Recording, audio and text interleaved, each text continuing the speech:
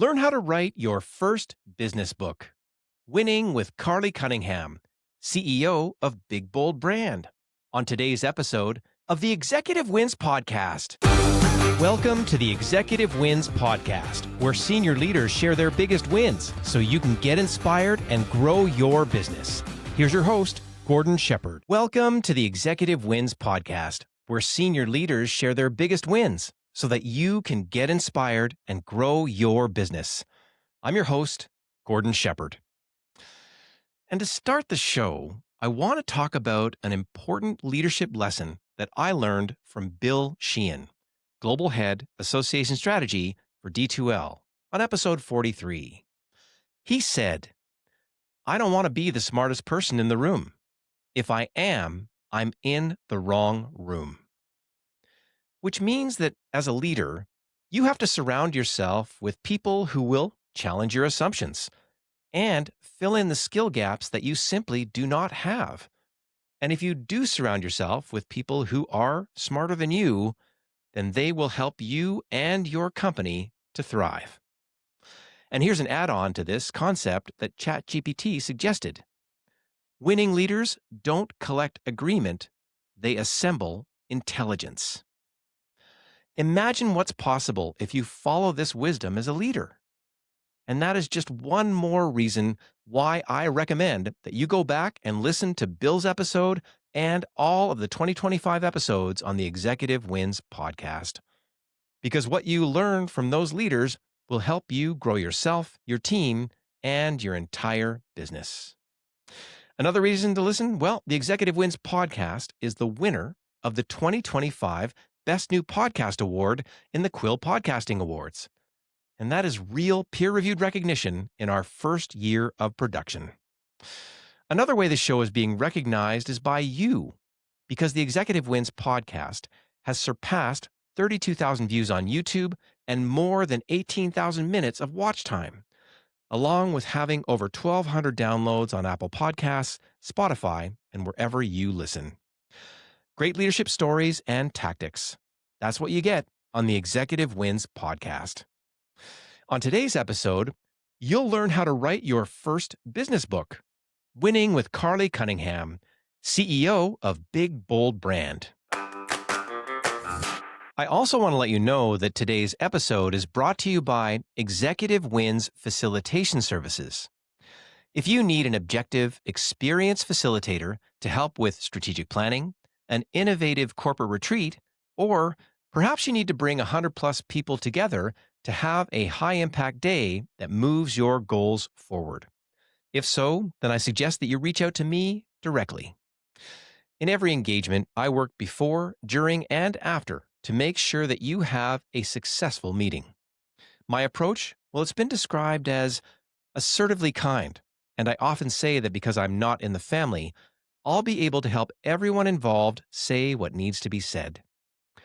Here's a testimonial from Janice Baskin, manager for the Edmonton Regional Innovation Network, who hired me to facilitate a large stakeholder session. I had the pleasure of working with Gordon Shepherd, who facilitated a large-scale planning and networking day for the Edmonton Regional Innovation Network. Gord was incredibly organized, professional, and detailed throughout the entire process. His confidence and extensive experience were evident in how he handled everything from planning to delivery. On the day of the event, he expertly engaged stakeholders from multiple organizations in strategic sessions and skillfully led a panel of entrepreneurs. His diplomatic approach, combined with his talent for drawing out valuable insights from a crowd, made the entire process seamless. I was thoroughly impressed with his work. His leadership was key in the success of our event, and I would highly recommend his services. So if you need to hire a confident facilitator to help you run a highly productive meeting, then you can get in touch with me directly at gord@executivewins.com or visit the executivewins.com website for more information. And now on to today's show. We are lucky to be joined by Karley Cunningham, CEO of Big Bold Brand, a strategy and marketing company that helps businesses stand out in a sea of sameness and overwhelming noise. You can learn about her work at bigboldbrand.com. That's bigboldbrand.com. On this episode, you'll learn about the process that Karley took to write her first business book. You'll hear how she overcame the dreaded blinking cursor on the computer screen as she found the right modality that allowed her to write the book. This included working with the right coach and using AI as a thinking partner. You'll also find out how she overcame distraction, got up to write at 4 a.m., and how she applied lessons from her experience as an elite athlete to get the job done. For leaders who want to write their first business book, this episode is must listen because it will help you to overcome your own objections and actually find joy in writing. I also want to remind you that this interview follows a specific format that I created called The Anatomy of a Win to help you learn the strategy, work plan, people, operations, and results behind every business win that you hear on this show. I really do hope that you can use this approach to reach your next business milestone. And now here's Karley Cunningham with her executive win. Karley, welcome to the show. Thanks, Gordon. I'm very excited to be here with you and excited to dive in. Well, we're lucky to have you here because you are a high impact person in so many different areas for so many leaders in the work that you do directly. You're a high level athlete from what I've learned as well. And so that's another area where you draw inspiration from. You know, you're all kinds of different things, and we're going to learn a whole bunch about them here today. But for people that haven't met you yet, how would you describe yourself if you were at a party or that kind of thing? Oh, geez. How would I describe myself? Well, I'll use a word that other folks use, which is intense. And I'm okay with that. I am passionate about a lot of things, and I know the word passionate's lobbied around a lot, but I love being an entrepreneur. I love supporting entrepreneurs. I am a lifelong athlete, passionate about mountain biking and trail running and hiking. And I think part of the intensity comes along with my friends calling me perhaps a little bit crazy as I go do things like, throw myself into the middle of the Grand Canyon to see if I can get myself out, tackle trail adventures. I was playing with the idea on the weekend of doing my first 50K ultra race. I've done distances up around 35, 40K, but 50 seems like that next big barrier of, needing to dig in mentally and physically. So we'll see. We'll see if I do it next year. And help me out here because intense folds into your work. Describe the work that you do. Yes. The work that I do is balance between strategy and brand and execution. So helping companies develop a great brand is my passion. And when I'm throwing that word around again, but how I see brand is really an equation. So reputation times exposure equals your brand. It's so much more than your logos, fonts, and colors, and that's even a little hard for me to say as coming from a graphic design background because there is such depth to that. But that is only one component of building your reputation, being recognized, being memorable.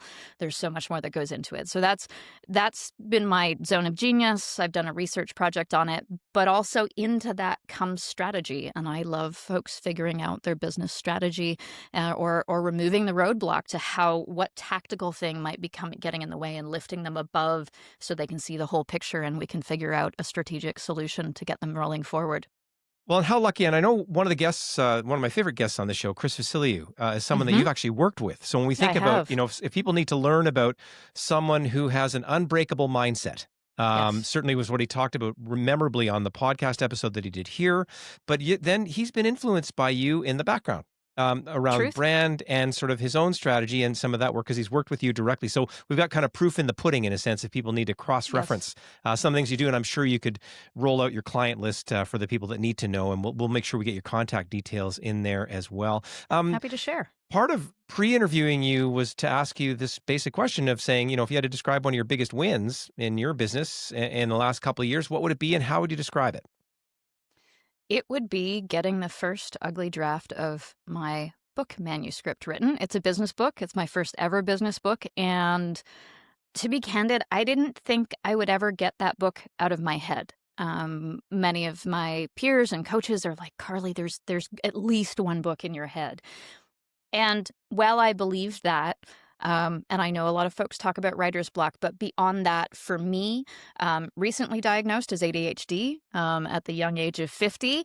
So that's been a whole reckoning of, oh, so that's why I, am not great at that, or that's why that has been so challenging for me. And the cursor has felt like kryptonite for me.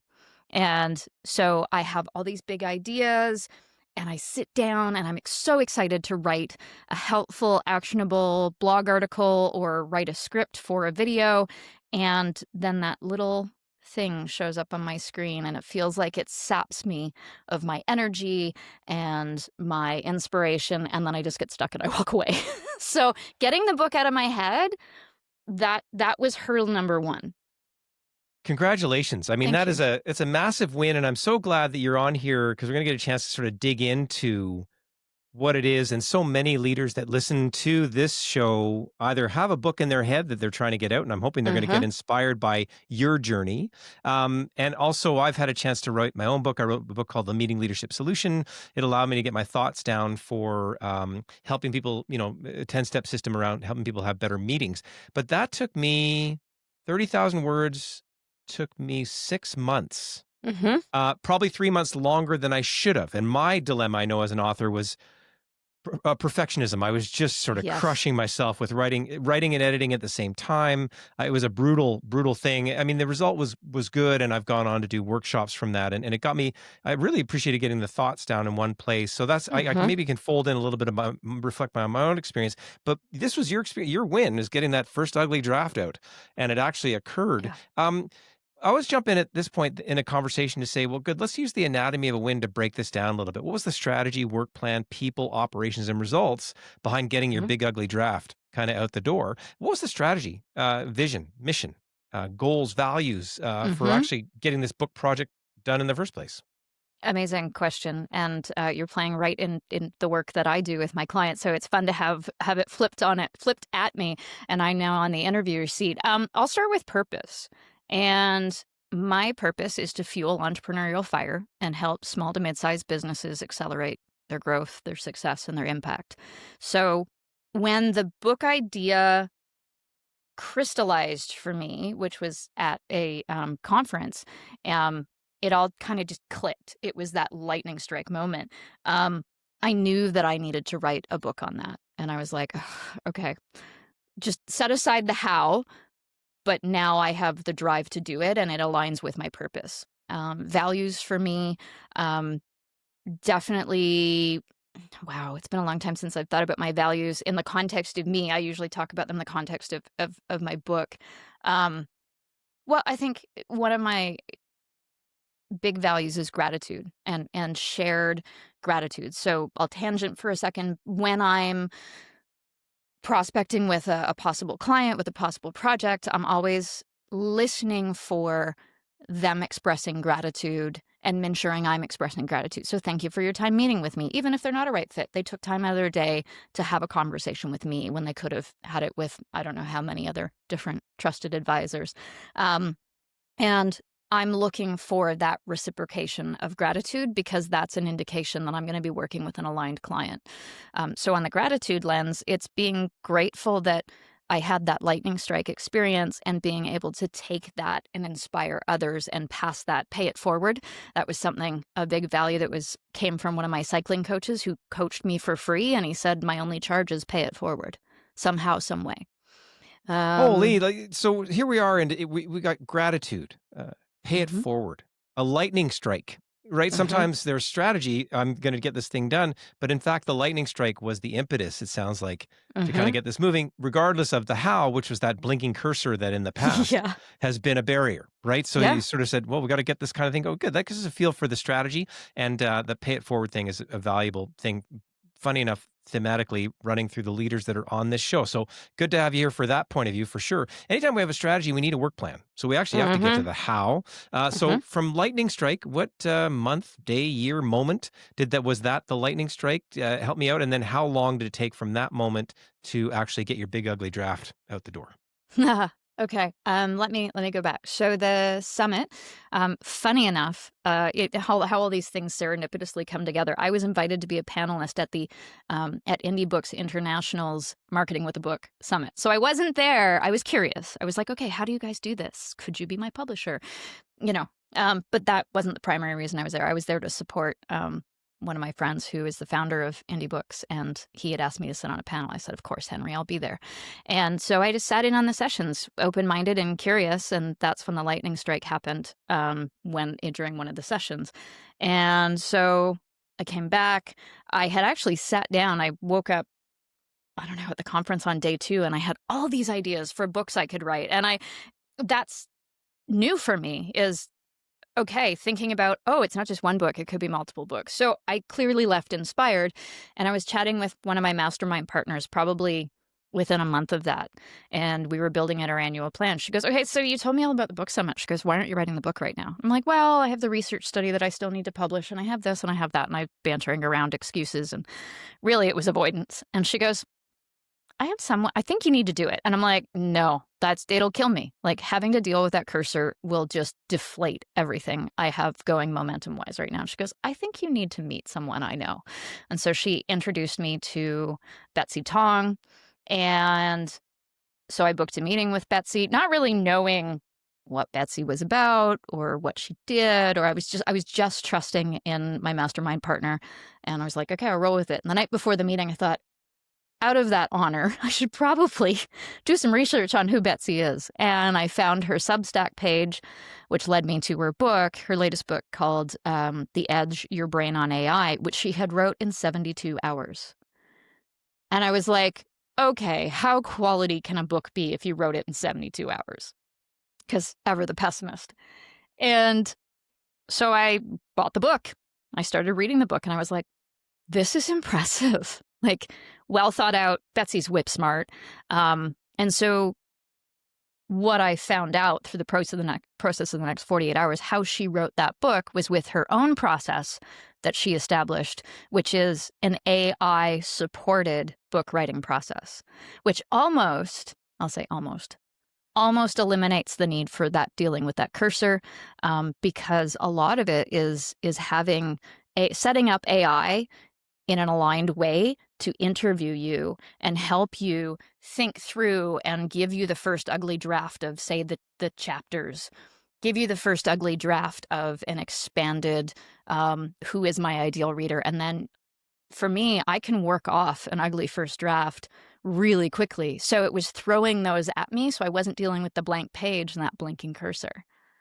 Interesting. And I'm really glad that you're bringing up this process, because it's controversial at this point, right? Mm-hmm. Old school is going to say, wait a second, nope, you got to sit down and build it all out yourself. The AI inputs are arguable around IP and originality in terms of what that kind of looks like. And Mm-hmm. yet we know that anyone who's touched AI, it's accelerating all kinds of processes. Mm-hmm. And it's funny, I know my own resistance in AI, whether it's developing Mm-hmm. research. Like, I think if you're not using AI to do primary research these days, that's 100%. foolish. It doesn't make any sense to not be using that to scrape way faster than you ever possibly Mm-hmm. could, except I've done degrees. Like, I know what it's like to sit in those book stacks from decades ago Mm-hmm. and do that thing. And so as we transition into this moment, now we're saying, wait a second, we can crank a book out in 3 days. Someone can, or, and Mm-hmm. I don't know how long it took you. We'll ask you about that in just a second. Okay. But so I'll get into that. So I mean to frame this in this AI thing, because I think this process is valuable for leaders to be Mm-hmm. aware of in their own, as they're about to get into their own book writing world. And then how would you describe that then from the original? Let's just deal with the originality Yeah, thing here. So absolutely. Let's dig in. you've got this process, you've got AI assistance Mm-hmm. to get things like chapter headers out. You were mentioning possibly research or whatever those things are. How do Mm-hmm. you sort of justify that in a sense to know that it's your own? Is a question. Well, I can only speak for my book. It is based on my methodology. I think more the second or workbook piece will be based tighter on it because there was an inspired idea and new concept which popped out, which is what that lightning strike was in the summit. But essentially, what I've been working off of is feeding AI all of my own content. And one of the ways to get into the chapters, which is a really cool piece, and I want to be careful to honor that Betsy has IP in this book writing process, but is very much a Q&A process of forming questions and then you answering those questions. And for me, it's all based on my IP and my experience with clients and my case studies that I've created and spent time researching and tracking. So I would say if I've gone out for research, it's around, oh, give me a quote that aligns with this chapter, or I'm looking for an example of a business story that I could leverage as an example. So I'm not out there taking and using other people's research. And even if you are, you can cite it. But for me, it's really about, I had the body of work behind me. It was getting it all out in the form of a book because I've already built my IP to be licensable for my core method. So I will say I'm lucky. Yeah, thanks very much for jumping in there with that, because I think that's something I just wanted to get out of the way. And because I'm actually really interested in the process, but I think this thing of how much of it is my own, how much of it was created, and was it created from, I don't know, a million sources or whatever those things are. Of course, we in the past have gone to articles and cited articles, and we have gone and gathered ideas. It's just that this is so much more rapid. Like, that's all in terms of certain parts of the work. Like, it's just way faster for doing things. And then that Q&A thing, funny enough, being in the executive coaching space myself, I ran into someone recently who's like, well, I just go to ChatGPT and it's now my coach. And I'm like, wow. So that's like the uses of AI and how do we use it to do it. But in the meantime, you've got the bulk of your work is done. It's all kind of floating around in your head. You've got your lightning strikes happening in the conference. There's these ideas, but you found that methodology through this wonderful person who developed this AI methodology for you to kind of get it out there and get it moving. That's terrific. And so if we talk about strategy, work plan, and then we got into actually process a little bit in terms of how this goes. The third step in the anatomy of win is always the people that are involved. And, I think we've heard about you and your nemesis, the cursor, like in terms of your attitude towards the writing process. And yet you've been doing the work. And so it's funny about methodology, like sit down and type, talk, which, with these different ways that we have for methodology to kind of get into things.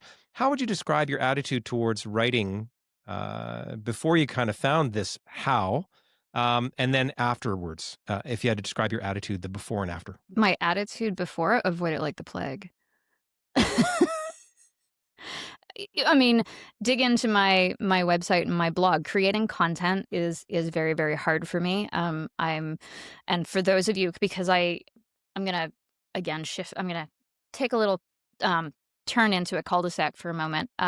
As someone who is neurodiverse and integrating myself into what exactly does that mean? What are the things that might be getting in the way that I don't know are getting in the way? There's a piece of it that some of us have, which is called rejection sensitivity dysphoria. So it's funny, I can get on a stage and talk, so talking is not an issue for me, as I'm sure you figured out this far into this podcast. So for me, being in front of people and seeing their reaction and having that human interaction and dialogue, easy peasy. Put me in a room with, just the video camera, and I'm lacking that sense of human interaction. Put me on a stage, I'm good to go. I've been on a stage since I was 5 years old. So that's a very comfortable place for me. But putting something out there and letting it go into the ether, and that voice in the back of my head that comes from that rejection sensitivity is like, what are they going to say? It's imposter syndrome. Do I know enough? Am I going to get called a fake? How are people going to react? And, for the most part, when I talked about my book and when I've posted about it so far on social media, I definitely have what I would call a cheering squad around me, but that's my next hurdle to get over, so I can start promoting that this book is coming.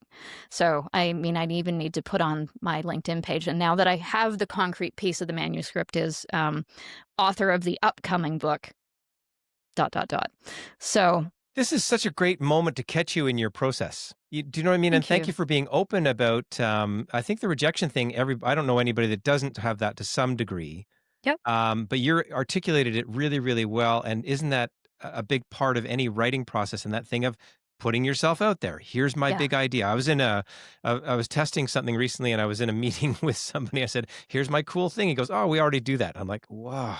And I just sort of, I shrunk and I had that moment with me. I was like, but this is a good, and he was like, no, and here's how, and then I had to switch. I was getting old enough now where I switched it into, okay. And so my stomach's turning, but I was like, how did you do it? And then it's like, we do this, Hmm. this, and this. I was like, oh, okay. Now I can bring that actually into what I'm doing. He's like, yeah, other people could probably use it. They're not as dorky as we are in terms of making it important. But so that was an interesting moment for me about that same moment of putting it out there. And I can Hmm. tell you the many years when I suffered from my own perfectionism, if I'm going to call it that, Hmm. of not putting things out there, just being Yeah. comfortable sitting in the office, writing things or doing things and thinking I'm wonderful. And then getting over that now to the point where my reps are way up to be out there doing it. But what I'm hearing from you is you had this thing of like, you didn't want to, you avoid it like the plague. You're self-aware. You've done obviously a lot of deep work to be able to Hmm. articulate that thing that quickly. You're, becoming aware of this neurodiversity reality in your own world. And yet you were still able to go forward because there's that before part and then there's the after part. Because once you get the Hmm. how did your attitude, again, we know what it was before. How was the attitude once you got the how? You met this person, you found the methodology. How would Hmm. you describe your attitude then? The attitude is a combination of things, and I want to pay tribute where tribute's due. Um, how it feels though is surprisingly fun. Which if we draw back to values, um, one of our values for the business, which I believe as well, is just because the work we do is serious doesn't mean we can't have fun. And so writing the book has become fun. Finding out my own ideas and going back and reading that first draft, and seeing where the gaps are and putting myself in the reader's shoes and going, ooh, hold on a minute, there's a hole there. There's a famous quote, and I'm gonna absolutely butcher it, but it's along the lines of, I write so that I know what I think, and it's a longer quote than that. But that's really part of the process. So it's fun to go, wow, I did that. And it's been surprising. So there is a lot of joy and fun in it for me. And knowing that I'm supported, so I touched on that earlier, knowing that I had a coach who was open to, okay, how can I support you? What do you need as an entrepreneur? What do you need as a neurodiverse individual? Because it's not, something that, to my knowledge, that she's revealed anything that anyone else she's coached. So, but she was so open to, okay, I didn't give it to you in a way that works for you in the first iteration. I will jump on a call with you anytime to help figure out what works for you. And I've been supported by many amazing coaches, but not in that way before. So that was really amazing. And also knowing that there's a cheering squad around me. And so much of what I do, so much of how I do business and build my business as an entrepreneur is taking lessons from sport and thinking about, okay, what's going to get me through the editing now? The editing feels like the uphill climb. So I expected getting the first manuscript draft out to be the uphill climb. It was work, no question, but it was rolling hills. And now I've hit that first steep incline with a ton of elevation. And so I'm working on, one, having the courage to put it out there on a Substack or maybe a LinkedIn newsletter and share the journey, just like I'm doing with you. So this is a great kickoff to that. So thank you, Gordon. And in sport, whether it be when I was writing as a team member for the only all women's national cycling team for mountain biking, the Fly Girls, and knowing that when you come through the feed zone and somewhere out in the exciting parts of the courses, your friends and your team members are going to be out there cheering for you, and that's a big boost. When I was doing Sola Ultra distance on my mountain bike or in trails,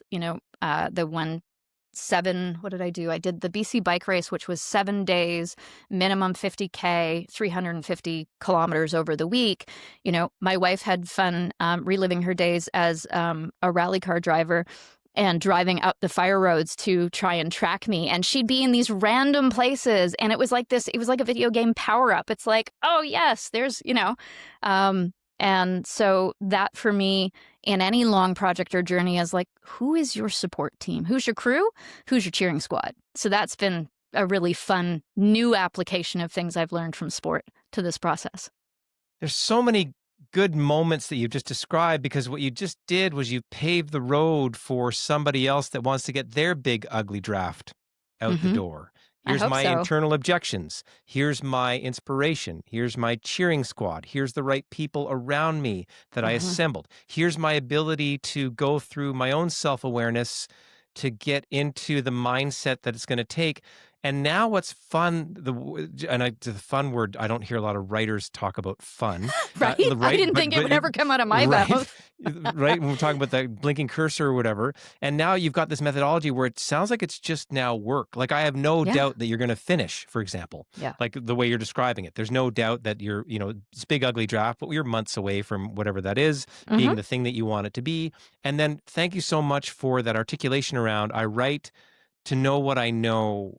I'm butchering your That's butchering. Okay. Yeah, because but having been through the process, what the difference was when I would then do a workshop from that material, because I had it was second nature, because I had spent the time to do the critical thinking and to put that down and do the wordsmithing around it. That made a huge, huge difference. And so congratulations on that as well. So Thank you. these are all things that I'm so thrilled to have you here for, because I think leaders are thinking about writing their own book, whatever that is, a memoir or something. And we're hearing process here that I think they can grab onto to be able to be inspired themselves to get their own thing out the door. So I said strategy, work plan, people. We've described a whole bunch of that very, very well. Operationally, we touched on it a little bit because there's an AI component, but I'm really interested now operationally in the brass tacks. So take me through. What is it? Do you type something in? Do you talk? You said there's this question and answer prompt, working with the AI. Like, describe the operational component of actually pulling it together. Yeah, I think one of the ones I haven't mentioned is using AI as a thinking partner. And that's one of Betsy's concepts. Is it's not artificial intelligence, it's co-intelligence. So using it to help you critically think, putting an idea back to it and saying, okay, I'm thinking about metaphorically describing it as this way or this way. Now, and the prompts are so key and critical, and knowing who your ideal reader is, that was a step early on in the book. Defining that was a tough point for me. That was a little punchy hill climb for me, because I'm so used to defining my clients as a team. And Betsy, kudos to her, she just kept pushing me. And I, as I do in a race, when I'm like, this hurts, I don't like, why don't I quit? La, la, la. She would push me, and I was like, okay, fine. You're my coach. I will honor my coach. And that's the culture I come from as an athlete. Yes, coach. And so I would sit down and I would hammer it out again. And so when I was coming to the editing and going, this metaphor or that metaphor, I would say, now I want you to embody my ideal reader. I named the ideal reader, and I said, I need you to embody Alex. And I picked the name Alex because my ideal clients are they can be male or female, or they can be non-binary. So I wanted to I really wanted to honor who I'm building this for. And it was less around demographics, more around psychographics. And so what would Alex think of these two metaphors? And rate them on a scale of 1 to 10 and tell me why you rated them that way. And that, again, prompt learned from Betsy, really important in the way that ChatGPT responded to me. And sometimes it would be like, oh, these are both great ideas, because if you do the research on AI, it's not designed to discourage you. It's designed to encourage you so you keep using it. And so I would say, okay, I don't want you to placate me. I don't need you to be my cheering squad. I need honesty right now. Which of these? Be a critic. And it would come back and tell me, well, if I was in Alex's shoes, this is a 7 and this isn't a 9, and here's why. And so I would play with it. And sometimes I would say, okay, great, I'm not really satisfied with either of these metaphors. Give me 3 more. And then we bounce it back and forth like a game of Pong. Wonderful. That piece of who's the reader, which I'm going to say, and in business, it's who's your customer. And, whatever Yes. in acting, it's who's your character. Like these Hmm. moments that we often, it's such a fundamental. And I'm so glad to hear that be emphasized by this wonderful coach that you've had to help you through to say, who's that person? So then you know who you're writing to all the time. It's one thing Hmm. to say Stephen King really understands his readers, but then he's got his reps in right over that, whatever, Yes. five, Yes. 6 decades that he's been doing things. And it wasn't even easy for him in early days as he sort of went through his own process. There's a wonderful book, by the way, if you get a chance, Stephen King on writing. Fantastic, Okay. because he talks I about was a his Stephen King process fan. in terms of what that was like. And in early days, there was Carrie, the manuscript for Carrie, he put it in the trash. His wife pulled it out of the trash.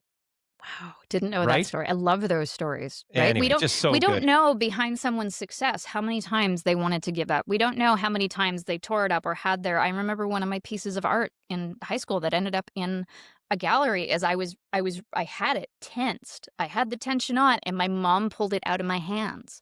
And it was just, as me, I chose something really difficult. I want to hit on something that's really important because you hit on a word that I almost changed and it reminded me that, yes, I need to do that.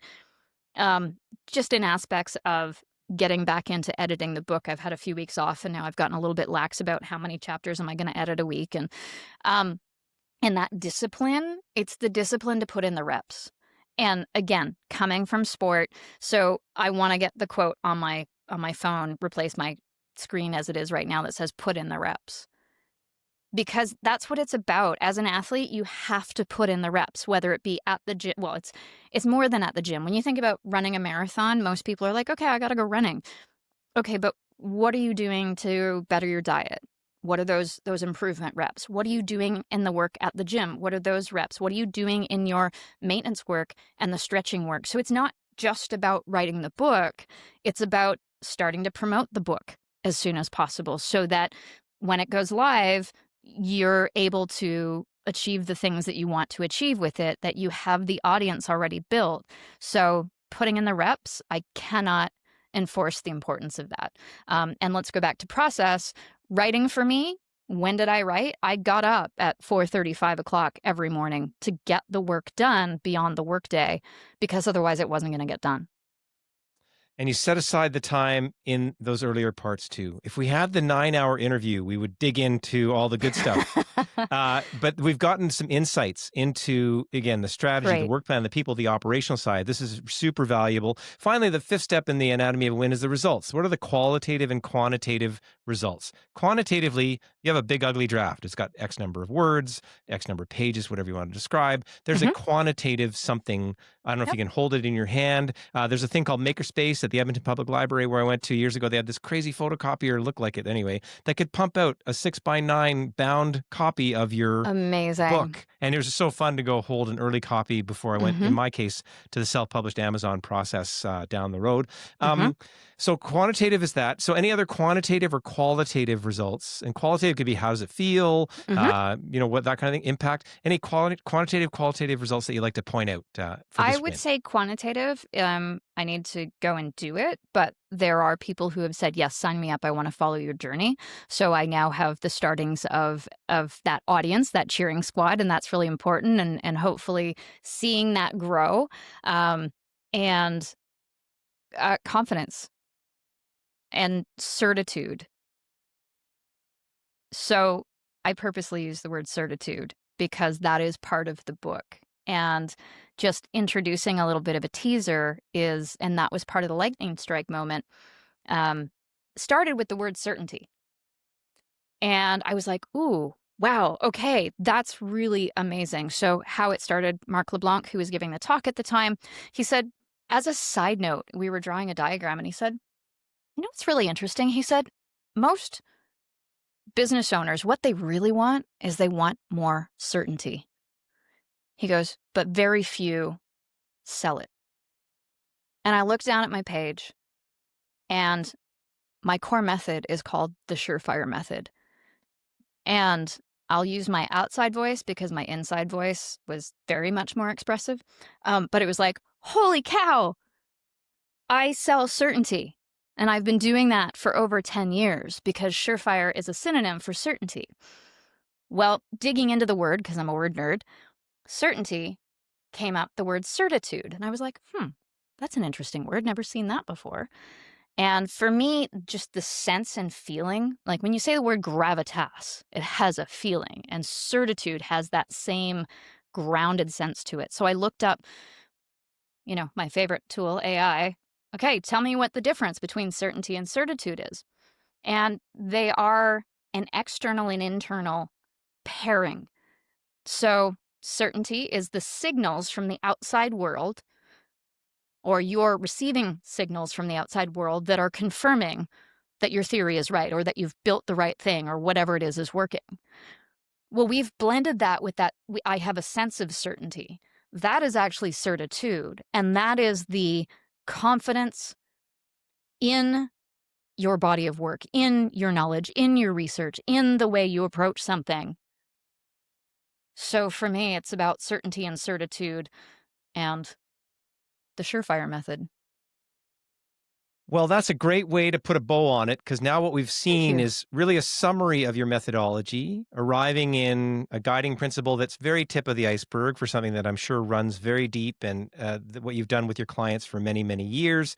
The book, The Big Ugly Draft Process, has allowed you to get, again, the certitude and all the things that go along with it along the way. That's just fantastic. If you just before we get out of here, if you had to give one piece of advice to another writer, what would that piece of advice be?